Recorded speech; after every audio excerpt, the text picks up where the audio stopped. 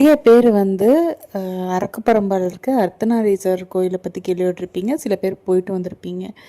அப்பா, நான் ஒரு தடவை ஃபஸ்ட்டு டைம் இப்போ தாங்க போனேன். ஆகஸ்ட் 15 அன்னைக்கு நான் போயிருந்தேன். அன்னைக்குன்னு பார்த்தீங்கன்னா கேரளாவில் பயங்கரமான மழை வேறு. அந்த ரூட்டு பார்த்தீங்க அப்படின்னா ஒன் வே, ஒரு கார் போகிறக்கு மட்டும்தான் அந்த ரூட்டில் இருக்கும், ஒரு ரூட் இருக்கும். அன்னைக்கு நாங்கள் போனது பார்த்திங்கன்னா நைட்டு 7 o'clock கோயில் வந்து க்ளோஸ் பண்ணுவாங்க. 6:50க்கு நாங்கள் போகிறோம். 6:55 ஆயிடுச்சு. 5 மினிட்ஸில் போனால் ஒரு வைப்ரேஷன், குட் வைப்ரேஷன். அந்த கோயிலே பார்த்திங்கன்னா தண்ணியில் வந்துட்டு சரண்டர் ஆகிருக்கு. அதாவது நம்ம கீழே நடந்து போகிறப்ப நம்ம முட்டி அளவுக்கு வந்து தண்ணி நிற்கிது. ஸோ இறங்குனதுலேருந்து சாமி கர்ப்பகிரகத்தில் போகிற வரைக்குமே ஃபுல்லாக கோயில் சுற்றியும் தண்ணி தான். சாமி மட்டும் ஒரு இடத்துல தனியாக எடுத்து வச்சுருக்காங்க, பூஜை பண்ணுறாங்க. நம்மளோட அர்ச்சனை வேணும்னா அந்த மாதிரிலாம் பண்ணிகிட்ருக்காங்க.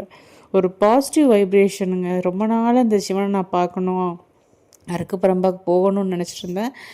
எனக்கு இப்போ தான் வாய்ப்பு கிடைச்சிது. கடவுளோட அனுக்கிரகத்தால் அன்றைக்கி வந்து லேட்டாக போனாலுமே சாமியை தரிசனிக்கக்கூடிய அந்த ஒரு ஆப்பர்ச்சுனிட்டி எனக்கு கிடைச்சிது. ரொம்ப ஹாப்பி.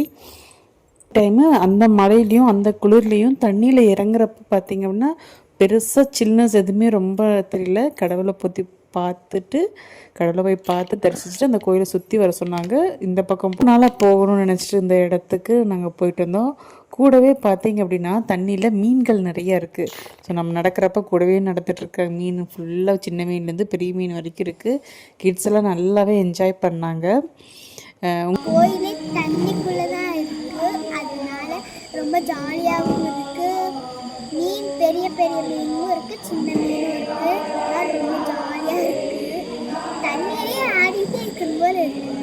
உங்களுக்கு ஒரு வாய்ப்பு கிடைச்சிது அப்படின்னா நீங்கள் அரக்குப்பரம்பா சைடு போனீங்க, இல்லை இதுக்காகவே நீங்கள் போய் பாருங்கள். ரொம்பவே சூப்பராக இருக்கும். சிவனை பார்த்து தரிசிச்சுட்டு வாங்க. அர்த்தநாரீஸ்வரர் அங்கே இருக்கார்.